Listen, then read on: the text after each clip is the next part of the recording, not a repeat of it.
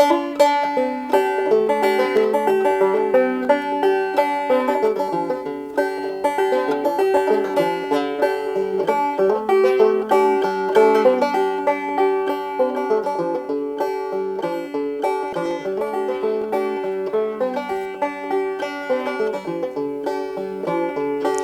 done all I can do. Get along with you. Can't make a living here so way, Lord, Lord. I can't make a living here so way.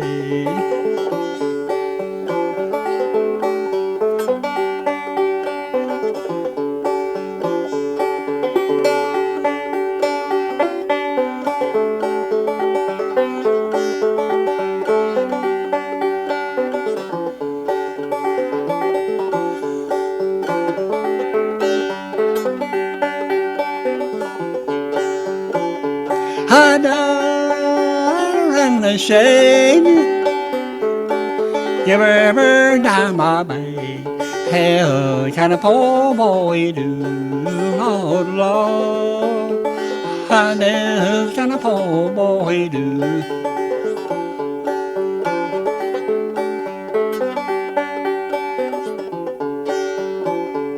I bought a dilly do.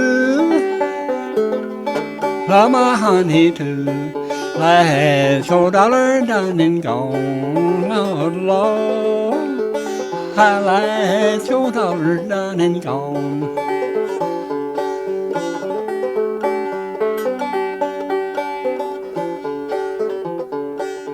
I got no you, a red rocking chair. No honey baby here. Oh, oh. I got no sugar baby now.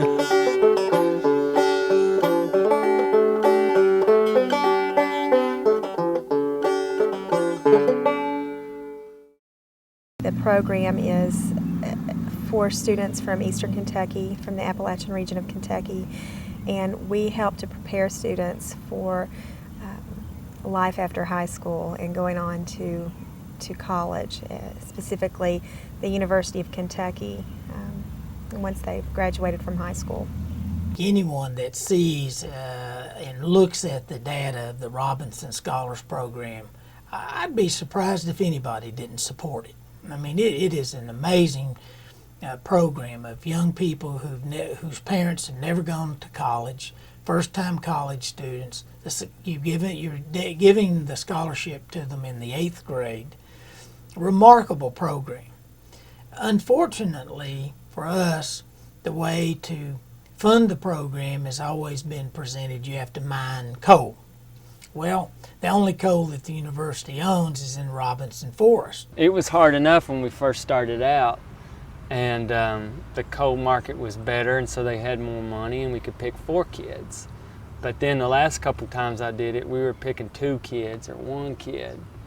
And instead of having, 50 or 60 Robinson Scholars every year new, they were having 15 or 20. When the forest was first assessed for how much money they would get from coal and timber, they overestimated, and now at this point there's been lots of extra spending out of the program monies, and now, as I understand it, the program's going to run out of money by about 2008. That university has a lot of resources, and that university sets a tone for a lot of what goes on in this state for what we say our priorities are. And if that university says that the only way we can give this kind of scholarship to Eastern Kentucky students is by strip mining our property, I just don't buy it. I think they've got other options. I think that if their commitment is to educating the young people of Eastern Kentucky and turning them into good University of Kentucky alumni, they need to find some other way to finance it. I've seen students who felt that they may never go to college, and I've watched those students grow over the years, and I see them now that they're here doing things like edit magazines and become involved in student government, and from what they say, from what they tell me, that a lot of what they did through Robinson Scholars Program let them know that they were capable of those things. I think it's just made me grow stronger as a person. We've been exposed to so many weekend retreats to help out like with our ACT scores, and then this program down here the writers workshop that we're involved with this week. It's just we've wrote creative poems and essays, and it's been great just to be able to build on our writing skills, and it's really prepared us for I guess the transition from high school into college. Our goal obviously is to help students help themselves in the completion of a four-year college degree, and in doing that we have small group meetings on a monthly basis with students. We have individual conferences with students. We work with students individually as the need arises, helping them develop academic and personal strategies that are going to lead them to success. The Robinson Scholars Program has made a great difference in my life. Like I said, it's taught me so much about life, about school. Gave me a great idea of what I want to do with my future. It's led me down the correct path, and it's kept me, from. It's helped me be a great influence for other people and let me share my experiences with them.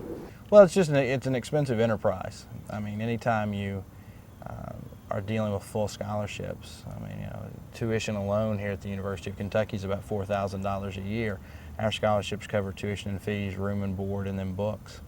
And so you figure we're spending several $1,000s each year on each student just in terms of scholarship dollars. This program there needs to be more programs like the Robinson Scholars Program, and I do think that it would be a shame for Eastern Kentucky to lose this program. I'm an educator, and I work with young people, some of them Robinson Scholars, some of them not. I teach at a community college. I'm proud to be at an institution that helps people who don't get those scholarships get to college. Is a first step for people who are trying to get an education, who don't win one of these scholarships or any other scholarship. And so I know how important it is for things like the Robinson Scholars Program to exist. The Robinson Scholars Program, in my opinion, could be the single best thing that's happened to Eastern Kentucky in the past 25 to 30 years, really.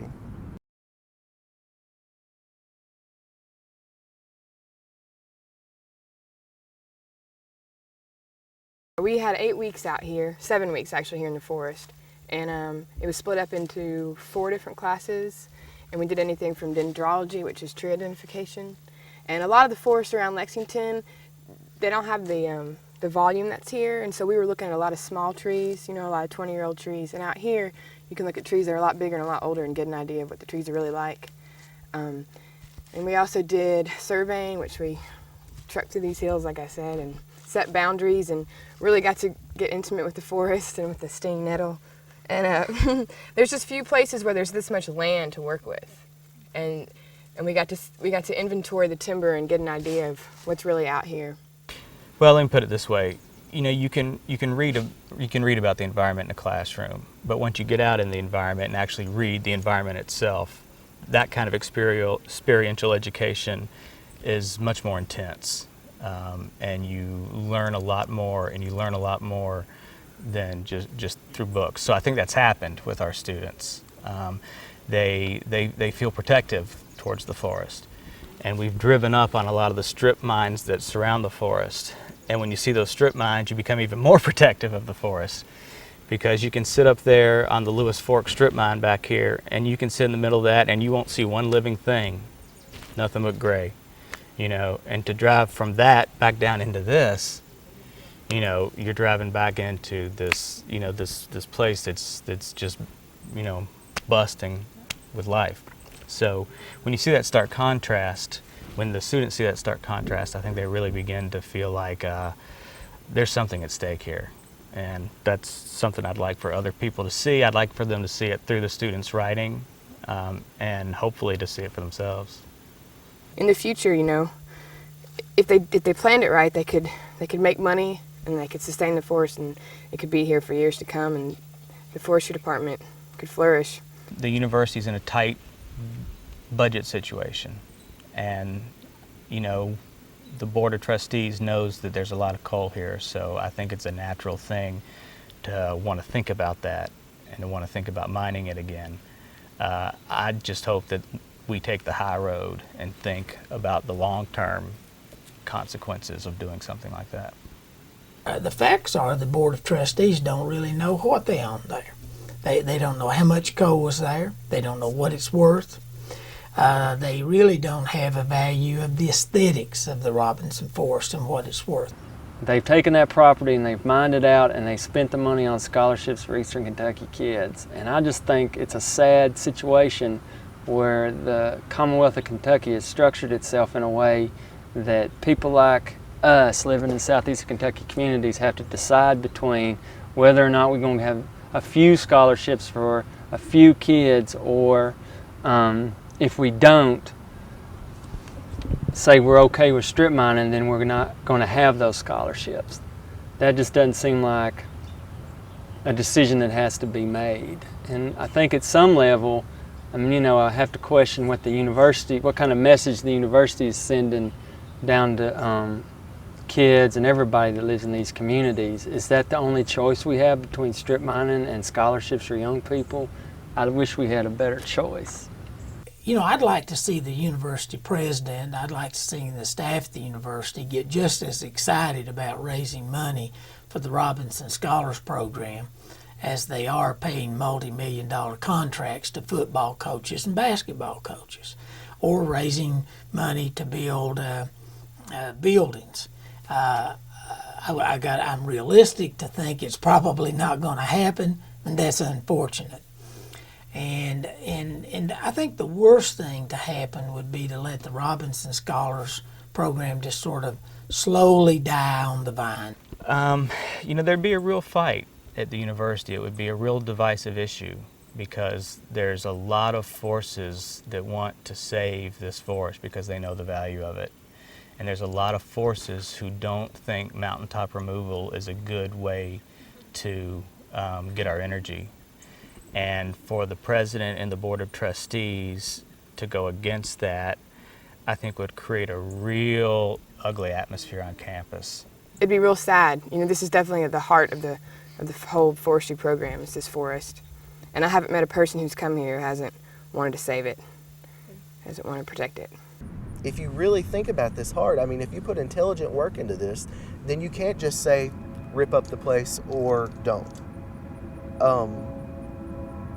When it comes down to it, though, I don't think that they should mine that central block. But the program absolutely has to continue.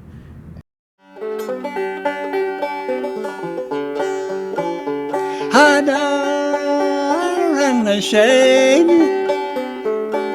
give her down my bay. Hey, can a poor boy do? Oh Lord, how can a poor boy do?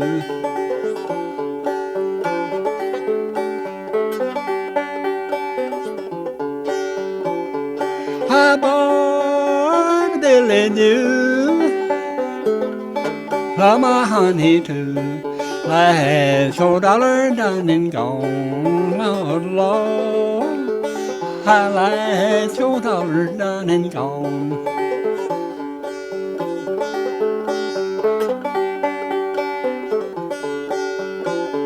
I got on you, a red rocking chair. Ah, no honey, baby, oh, oh, oh. I got no sugar, baby, now.